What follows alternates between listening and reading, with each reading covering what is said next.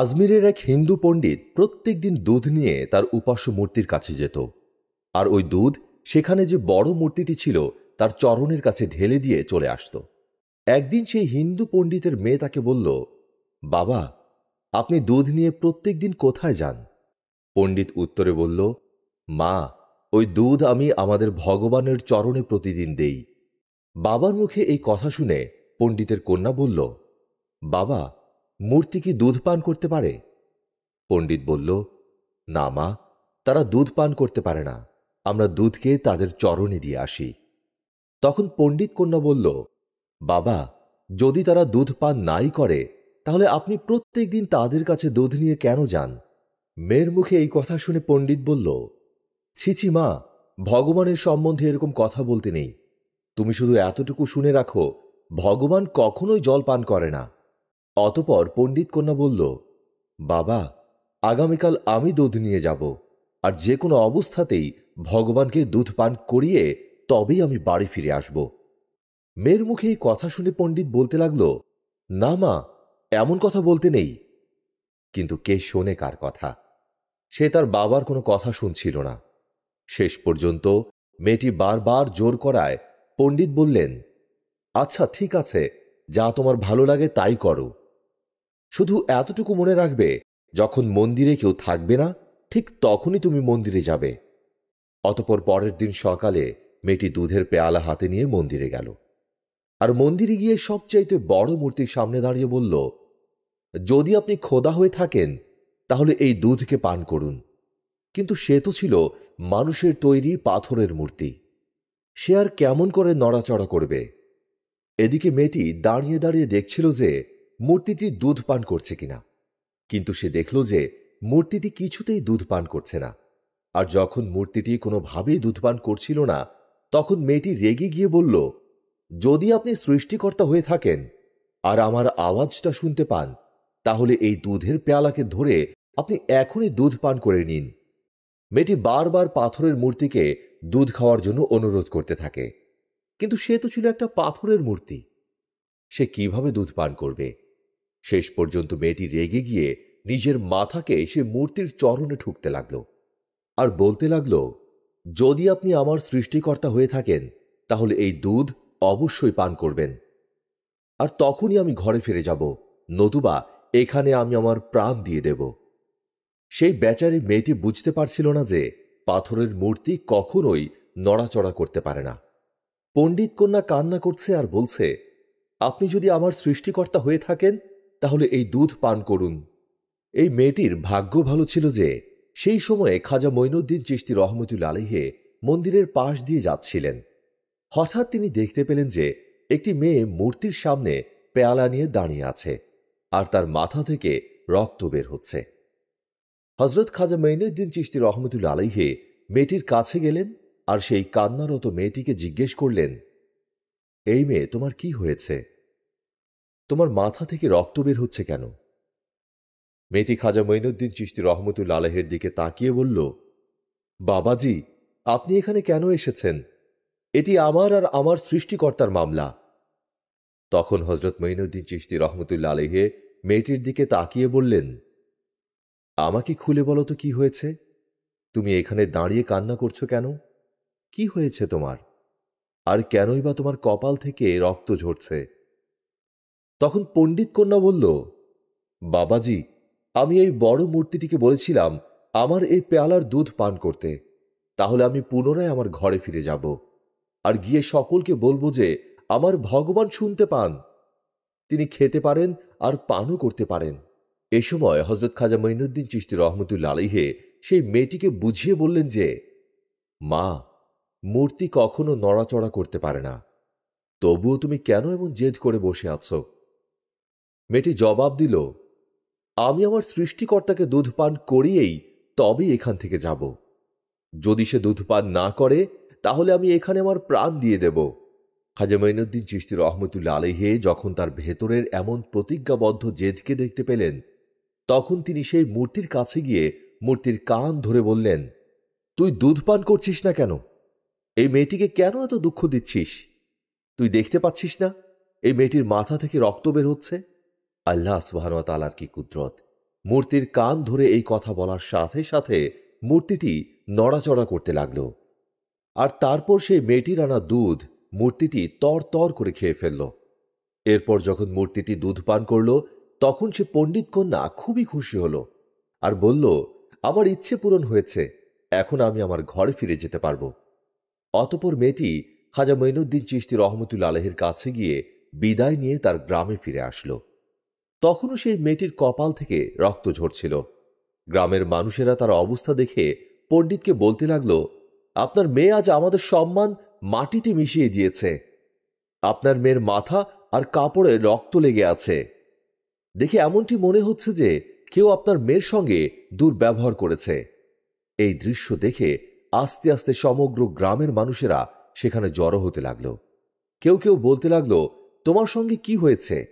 কে তোমার এমন অবস্থা করেছে? পণ্ডিত কন্যা হাসি মুখে উত্তর দিল, আমার সঙ্গে কিছুই হয়নি, আর না কেউ আমার ইজ্জতে হাত লাগিয়েছে। আমি তো আজ আমার ভগবানকে দুধ পান করিয়ে এসেছি। পণ্ডিত কন্যার মুখে এই কথা শুনে গ্রামের মানুষেরা হতভম্ব হয়ে বলতে শুরু করল, পণ্ডিত কন্যার মাথা খারাপ হয়ে গেছে, আর এই জন্যই সে এমন পাগলের মতো প্রলাপ বকছে। মেয়েটি তাদেরকে লক্ষ্য করে বলল, যদি আপনারা আমার কথা বিশ্বাস না করেন তাহলে আমার সঙ্গে চলুন, আমি আপনাদের সামনেই সেই দেবতাকে দুধ পান করিয়ে দেখাবো। পণ্ডিত কন্যার এই কথা শুনে গ্রামের সকল মানুষেরা হতভম্ব হয়ে গেল। অতঃপর তারা সিদ্ধান্ত নিল যে আগামীকাল তারা সবাই মিলে মন্দিরে যাবে আর তারা দেখবে যে তাদের দেবতা কিভাবে দুধ পান করে। পণ্ডিত কন্যার কথায় কতটুকু সত্যতা রয়েছে তা তারা যাচাই করবেন। অতঃপর পরের দিন সকালে গ্রামের সকল মানুষ এই ঘটনাকে দেখার জন্য সেই মন্দিরের উদ্দেশ্যে রওনা দিল। তারপর সাথে ওই পণ্ডিতও ছিল। অনেক পথ পাড়ি দিয়ে তারা মন্দিরে এসে উপস্থিত হল। তারপরে পণ্ডিত কন্যা মূর্তিকে বলতে লাগল, হে ভগবান, আপনি আমার এই দুধ পান করে নিন। কিন্তু সে তো পাথরের মূর্তি, সে কিভাবে দুধ পান করবে? সেই পণ্ডিত কন্যা বারবার বলতে লাগল যে আমাদের সৃষ্টিকর্তা আপনি, আমার এই দুধ পান করুন। কিন্তু কোনোভাবেই পূর্বের দিনের মতো ওই মূর্তিটি দুধ পান করছিল না, এমনকি সেই মূর্তিটি একটু নড়াচড়াও করল না।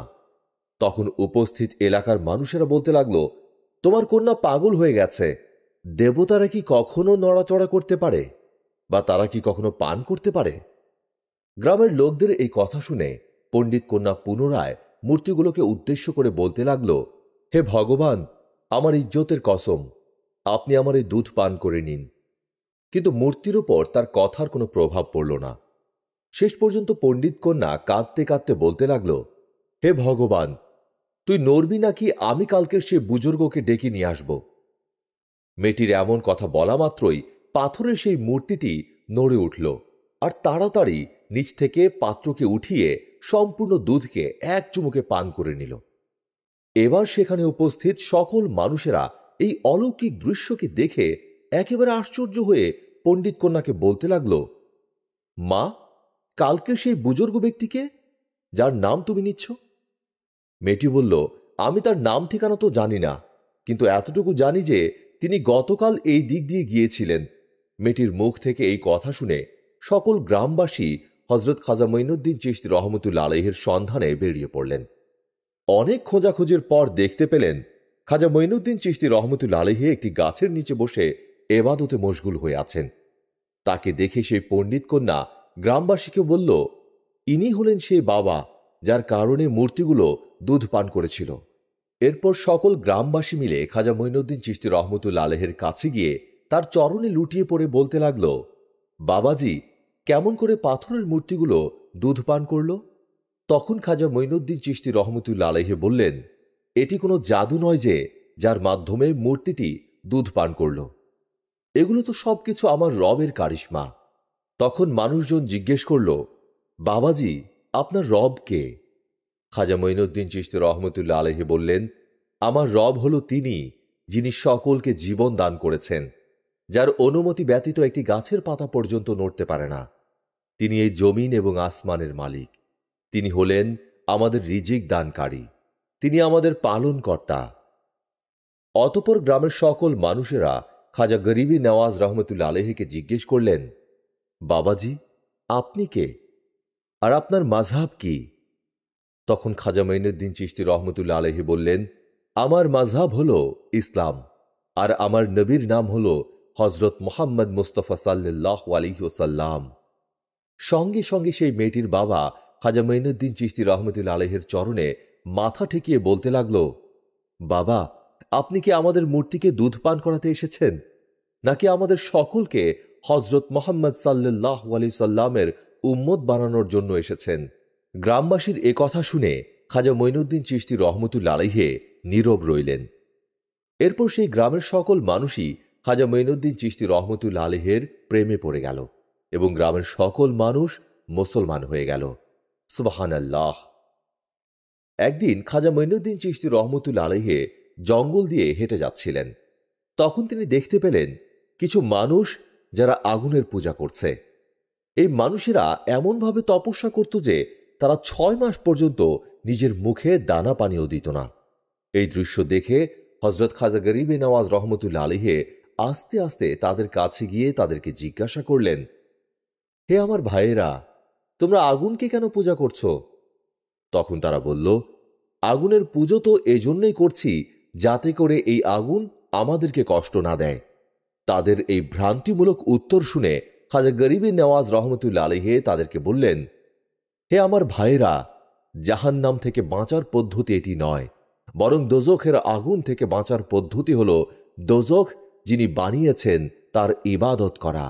যিনি জাহান্নাম সৃষ্টি করেছেন, যদি তোমরা অন্য সব বাদ দিয়ে তার ইবাদত করো, তাহলেই কেবল দোজখের আগুন তোমাদের কোনো ক্ষতি করতে পারবে না। আর তোমরা যে এতদিন এই আগুনের পূজা করে এসেছ, তাহলে তোমরা এই আগুনে হাত দিয়ে দেখাও তো। তখন তারা বলল, হুজুর, আগুনের কাজ তো জ্বালানো, আর যদি এখানে হাত দেই তাহলে তো আমাদের হাত পুড়ে যাবে। কিন্তু আপনি তো বলেছেন যে আল্লাহ সুবহানাহু ওয়া তাআলার ইবাদত করলে এই আগুন আপনাদেরকে জ্বালাতে পারবে না। তাহলে এই কথার কোনো প্রমাণ আছে আপনার কাছে? হযরত খাজা গরিবে নওয়াজ রহমতুল্লাহ আলাইহি বলেন, দেখো ভাইরা, আমরা আল্লাহ তাআলার ইবাদত করি, আমরা আল্লাহর বান্দা। এই আগুন আমাদের শরীরকে তো দূরের কথা, আমাদের চপ্পলকেও জ্বালাতে পারবে না। এই কথা বলে হযরত খাজা মঈনুদ্দিন চিশতি রহমতুল্লাহ আলাইহি তার জুতাখানা সেই আগুনের মধ্যে ফেলে দিল, কিন্তু তার চপ্পলখানার কিছুই হল না। আর এমনটা দেখে সেখানে উপস্থিত থাকা সকল মুশরিকরা তওবা করে খাজা মঈনুদ্দিন চিশতি রহমতুল্লাহ আলাইহির হাতে ইসলাম কবুল করে নিলেন। অন্য আরেকটি ঘটনা থেকে পাওয়া যায় যে একবার একজন লোক খাজা মঈনুদ্দিন চিশতি রহমতুল্লাহ আলাইহির উদ্দেশ্যে বললেন, হুজুর, আমাকে আমার রাজ্যের রাজা নির্বাসন দিয়েছে, আর যার ফলে তিনি আমাকে গ্রাম থেকে বের করে দিয়েছেন। আর আমি এতটাই দরিদ্র যে গ্রাম থেকে অন্যত্র অবস্থান এবং জীবনযাপন করার জন্য আমার কাছে এত পরিমাণ অর্থ নেই। তাহলে আমি এখন কি করব? তখন খাজা মঈনুদ্দিন চিশতি রহমতুল্লাহ আলাইহি সেই লোকটির উদ্দেশ্যে বলে, তুমি তোমার গ্রামে ফিরে যাও, দেখবে কিছুই হবে না। লোকটি তখন খাজা মঈনুদ্দিন চিশতি রহমতুল্লাহ আলাইহির উদ্দেশ্যে বলে, আপনি কি বলছেন? আমি গ্রামে ফিরে যাব? গ্রামে ফিরলে তো রাজা আমাকে মৃত্যুদণ্ড দেবে। তখন খাজা মঈনুদ্দিন চিশতি রহমতুল্লাহ আলাইহি তার উদ্দেশ্যে বলে, তোমার রাজা এক যুদ্ধে মৃত্যুবরণ করবে, আর তোমাকে কেউ মৃত্যুদণ্ড দিতে পারবে না। এবং ঠিক তেমনটাই ঘটল। খাজা মঈনুদ্দিন চিশতি রহমতুল্লাহ আলাইহির কথাই সত্যি হল। সেই রাজ্যের রাজা একটি যুদ্ধে মৃত্যুবরণ করে, ফলে ওই লোকটি মৃত্যুদণ্ডের হাত থেকে বেঁচে যায়। এমন অসংখ্য কেরামতি খাজা মঈনুদ্দিন চিশতি রহমতুল্লাহ আলাইহি তার জীবনে দেখিয়েছিলেন।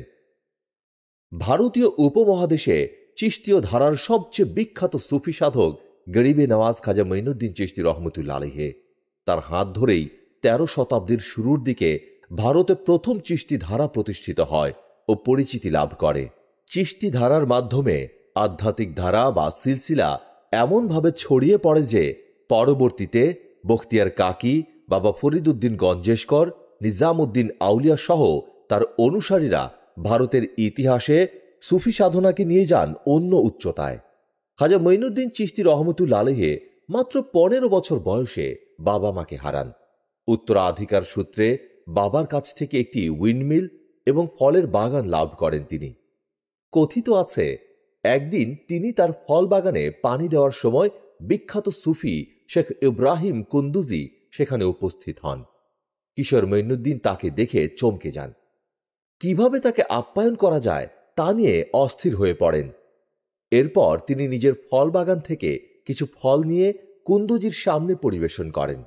কুন্দুজি খুশি হয়ে এর প্রতিদান হিসেবে তাকে এক টুকরো রুটি খেতে দেন।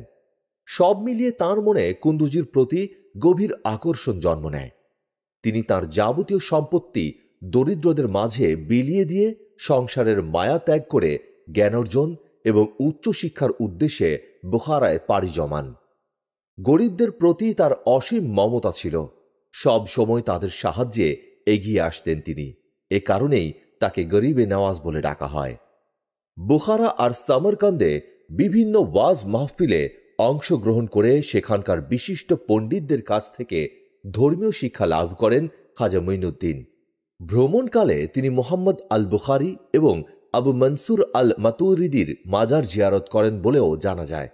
তারা দুজন সুন্নি তরিকার বিশেষ শ্রদ্ধাভাজন ব্যক্তি ছিলেন। মঈনুদ্দিন চিশতি রহমতুল্লাহ আলাইহি ইরাক যাওয়ার পথে বোখারা থেকে আগে নিশাপুরে আসেন। সেখানে চিশতিয়া তরিকার অপর প্রসিদ্ধ সুফি সাধক খাজা ওসমান হারুনির সংস্পর্শে আসেন খাজা মঈনুদ্দিন চিশতি। তার নিকট বায়াত গ্রহণ করে মুরিদদের দলে যোগ দেন। প্রায় ২০ বছর ধরে খাজা ওসমান হারুনির সেবায় একাগ্রভাবে নিয়োজিত থাকার পর খাজা মঈনুদ্দিন চিশতি রহমতুল্লাহ আলাইহিকে খাজা ওসমান হারুনি খেলাফত প্রদান করেন। আর এই দীর্ঘ সময়ে খাজা ওসমান হারুনির দলের সাথে দেশ থেকে দেশে ঘুরে বেড়ান খাজা মঈনুদ্দিন চিশতি রহমতুল্লাহ আলাইহি। দলের বাইরে একাকীয় বেশ কিছু জায়গা পরিদর্শনকালে তাঁর সাথে দেখা হয় বিশিষ্ট সব সুন্নি বিশেষজ্ঞ পণ্ডিত ও দার্শনিকদের। তাদের মধ্যে ছিলেন আব্দুল কাদের জিলানী রহমতুল্লাহ আলাইহি, নাজিমউদ্দিন কোবরা, আব্দুল কাহির সরওয়ার্দি, আবু সাঈদ তাবরিজি প্রমুখ। বরপীর আব্দুল কাদের জিলানী রহমতুল্লাহ আলাইহির সাথে তার সম্পর্ক এতই ভালো ছিল যে কিছু কিছু জায়গায় খাজা মঈনুদ্দিন চিশতিকে তার ভাগ্নে বলেও উল্লেখ করেন। তবে বিভিন্ন জায়গায় উল্লেখ আছে ইরাকের বাগদাদে আব্দুল কাদের জিলানীর সাহচর্যে ৫৭ দিন অবস্থান করেন খাজা মঈনুদ্দিন চিশতি রহমতুল্লাহ আলাইহি। একদিন বড়পীর আব্দুল কাদের জিলানী রহমতুল্লাহ আলাইহি খাজা মঈনুদ্দিন চিশতি রহমতুল্লাহ আলাইহিকে উদ্দেশ্য করে বলেন, ইরাকের দায়িত্ব শেখ শিহাবুদ্দিন সোহরাওয়ার্দীকে আর হিন্দুস্তানের দায়িত্ব আপনাকে দেয়া হলো। ত্রয়োদশ শতাব্দীর শুরুর দিকে খাজা মঈনুদ্দিন চিশতি রহমতুল্লাহ আলাইহি ভারতের উদ্দেশ্যে যাত্রা শুরু করেন। পথিমধ্যে লাহোরে সুন্নি আইন শাস্ত্রের পণ্ডিত এবং বিশেষ শ্রদ্ধাভাজন ব্যক্তি আলী হুজুরের মাজার জিয়ারত করেন তিনি। এরপর তিনি লাহোর থেকে সোজা আজমিরের পথে পা বাড়ান। আজমিরে এসে তিনি বিয়ে করেন। বিভিন্ন জায়গায় উল্লেখ পাওয়া যায় যে স্থানীয় হিন্দু এক রাজার কন্যাকে তিনি স্ত্রী হিসেবে গ্রহণ করেন। তার হাত ধরে ভারতে বহু মানুষ ইসলাম ধর্ম গ্রহণ করে। বিভিন্ন ঐতিহাসিকদের বর্ণনা থেকে পাওয়া যায় খাজা মঈনুদ্দিনের সদয় আর নম্র ব্যবহার স্থানীয়দের মন ছুঁয়ে যায়। দিল্লিতে চিশতিয়া তরিকার প্রসার ঘটাতে বখতিয়ার কাকিকে নিযুক্ত করেন তিনি। একদিন খাজা সাহেব নামাজ পড়তে তার ঘরে ঢোকেন। অনুসারীদের তিনি বলে যান কেউ যেন তার ঘরে প্রবেশ না করে বা ঘরের দরজা না খোলে। কিন্তু ৬ দিন পরও যখন তিনি ঘর থেকে বের হলেন না কিংবা মুরিদদের শত ডাকের কোনো উত্তর দিলেন না, তখন তার মুরিদরা দরজা ভেঙে ঘরে প্রবেশ করে। এরপর তারা ঘরের মধ্যে খাজা মঈনুদ্দিন চিশতি রহমতুল্লাহ আলাইহির মৃতদেহ উদ্ধার করে। এ কারণেই প্রতি বছর আজমির শরীফে ১ রজব থেকে ৬ রজব টানা ৬ দিন ব্যাপী তার মৃত্যুবার্ষিকী বা ওরস পালিত হয়। তার মৃত্যুকালীন সঠিক তারিখটি কেউই জানে না। মৃত্যুকালে তার বয়স হয়েছিল ৯৭ বছর।